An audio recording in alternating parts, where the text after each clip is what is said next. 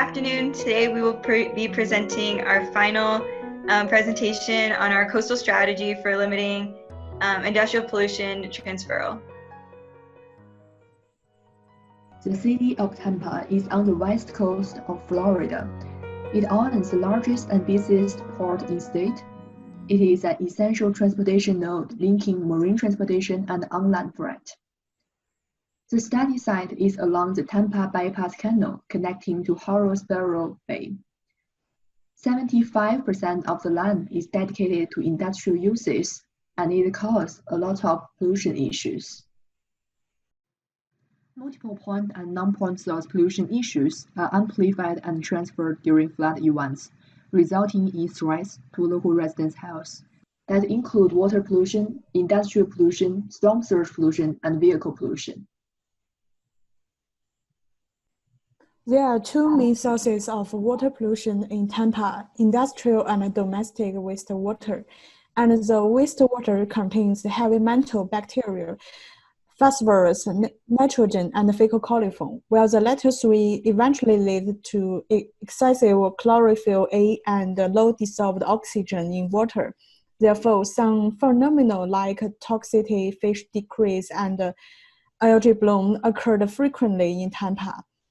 And this map shows an overview of pollution in waters around the city. The green circle represents the visibility of water, and the smaller it is, the worse the water quality.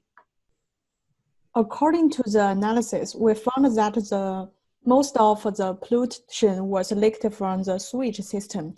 As shown, more than 1/3 of the area has been contaminated, and the main pollutant is a fecal coliform. In fact, sewage system leakage accident will be more severe during the storm season. In 2016, more than 1.7 million gallons of wastewater directly flowed into local river and ocean. Here is potential chemical contamination sources map. Firstly, these red points represent chemical sources which are corresponded to the bottom right corner map. Then I will explain those circles' meaning. They express those areas will be influenced by contamination points, and the circle data are from National Oceanic and Atmospheric Administration, NOAA. We projected the circles on the satellite map, finally got those different radius boundaries. The uphills showed on the slide, not the topography feature. If it is higher, it is more contaminated. In general, we got a conclusion. The severe risk contamination zone is located in the Hillsborough Bay. Other contamination points are spread into the southern direction and middle parts in Tampa. A natural event in which transferal also occurs is during storm surges. As you can see to the map of Tampa on the left, we see storm surge levels at 2, 6, and 10 feet increments in relation to our site. Pollution is mainly sourced from the commercial sites, industrial sites, and brownfields within our area. As you can see in the site maps for those corresponding sections, you will see the blue band across the top, which indicates the highest level of impact to our site. So let's say the result of pollution. It is health risk to local residents. A brighter color in this map representing a higher risk to health. The majority of the city falls into the high-risk zone, including our site. Tampa is ranked top 10% on cancer risks among all the cities. 75% of the site residents are living under respiration hazard higher than the state average. The top reason are vehicle emissions. Over 300,000 vehicles going through Tampa every day. Survey goods from overseas but left harmful emissions for local residents that causes cancer and respiration hazard. So what can we do for them? We have identified the types of pollutions in Tampa, and we have categorized the data type into 3 types: socioeconomic status, physical condition, and environmental and human health. We collect the relevant geodata belongs to each category and overlay those by scoring them from 1 to 4 to find the most vulnerable places on Tampa and try to design around those. Based on the analysis of following factors, including the proportion of the elderly population, we got the map of social economic status. In our site, over 86% area has become the most vulnerable area. The physical conditions comprise of 7 different factors. There's wastewater discharge, proximity to dense traffic, land use, flood zones, proximity of drainage to highways, and housing density. As you can see, majority of our site lies within the most vulnerable to more vulnerable category, which are the 2 highest, comprised of 16% for the most vulnerable and 74% for more vulnerable. The environmental and human health has 3 types of map: proximity to pollutants, including brownfields, landfill, the quality of land, and the quality of air and water. Overall, 50% of the site is being identified being most vulnerable, and then we overlay the 3 categorized map with equal influence to get the final model. Our site has 27% of those being identified as most vulnerable, marked in dark red, compared with the city with only 1% being most vulnerable. We zoom into our site, we can see most vulnerable places are associated with the identified industries. We are going to see how the vulnerable places are associated with the site context in the site analysis sector. Then we will go to the site analysis. It has 7 parts. The first one is pollution sources. We have 5 brownfields, 4 landfill sites, and 33 storm discharge points in our site. Seeing the current condition, landfill is generally in use and covered by green land, but the brownfields are largely untreated with bare soil exposed to urban runoff. The rail yards with so many trains parking and running on the rails every day, it needs more greenness to absorb the harmful emissions, and clearly we do not have enough yet. Here we show the toxic release inventory list proposed by EPA with their mean disposal. This map shows the proportion of developed and undeveloped area in our site. As you can see, only 10% of this site is a neutral land cover.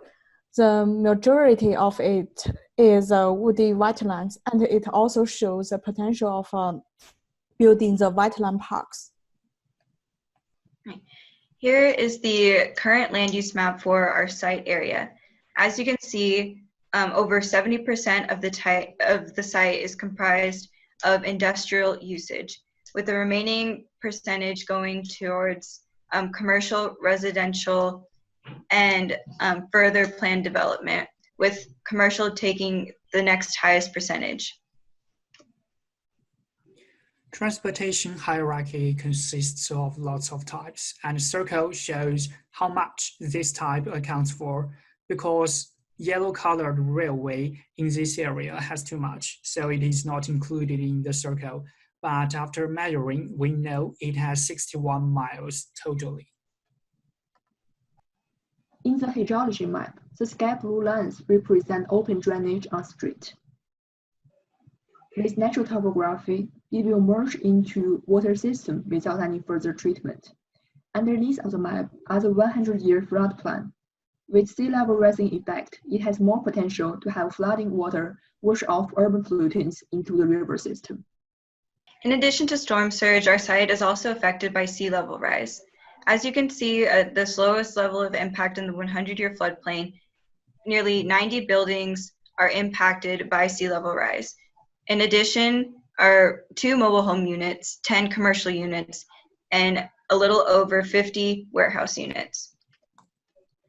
At a more moderate level of sea rise, we see nearly 140 buildings impacted, with an increase to 5 mobile home units, 12 commercial units, and nearly 80 warehouse units. Finally, at its highest level of sea level rise impact, we see that nearly 240 buildings are affected, 11 mobile home units, 25 commercial units, and nearly 150 warehouse units. This picture identifies all the points of interest and railway for our site. All of them will attract people to come and use these places, while some of them are also the source of pollution.